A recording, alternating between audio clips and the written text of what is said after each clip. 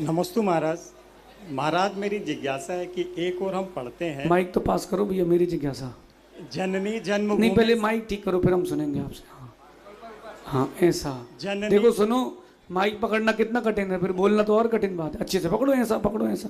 जननी अरे जन्म ऐसा नहीं, ऐसा ऐसा। सब लोग देख लो जो है ना। हाँ। जननी जन्मभूमिश्च स्वर्गादपि गरीयसी यत्र न्यार्योस्तु पूजन्ते रमन्ते तत्र देवता। तो दूसरी ओर हम यह भी पढ़ते हैं, ढोर गंवार शूद्र पशु नारी ये सब ताड़न के अधिकारी, संसार में विष बेल नारी तज गए मुनीश्वरा।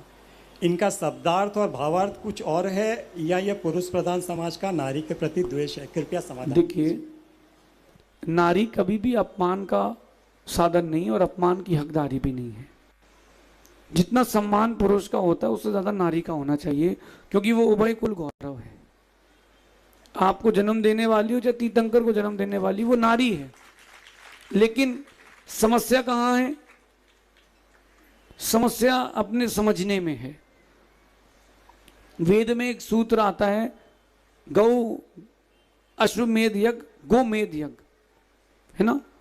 तो अश्वमेध यज्ञ यानी कि अश्व को, घोड़े को आग में डालो। ये नहीं था जो अश्व के समान चंचल मन है उसको रोको। अभिप्राय ये था।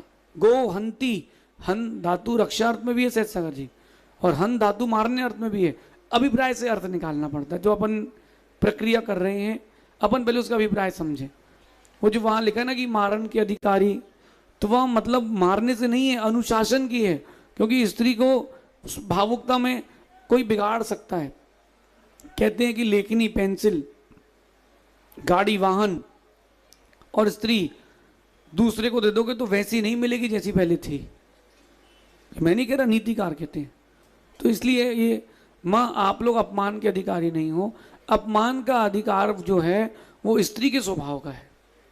वो चाहे पुरुष भी क्यों ना हो। पुरुष भी स्त्री स्वभावी हो सकते हैं, माया के भाव रख सकते हैं। तो ये उनके लिए विषय है। और जो ये आपने विषय पूछा, अभिप्राय जैसा व्यक्ति निकालना चाहे वैसा निकाल सकता है, लेकिन प्रकरण के अनुसार अभिप्राय निकालना चाहिए। जैसे सैंधव यानी घोड़ा और सैंधव यानी नमक। तो एक व्यक्ति बैठा है भोजन करने और पत्नी से कहता है, सैंधव आना है, नमक लाओ कि घोड़ा लाओ। पत्नी घोड़ा ले आई। बोले आपने कहा घोड़ा लाओ। अरे बोले जब भोजन करे तो अभिप्राय क्या निकालना चाहिए? नमक। तो वहां ताड़न अधिकार अनुशासन है, ऐसा समझना।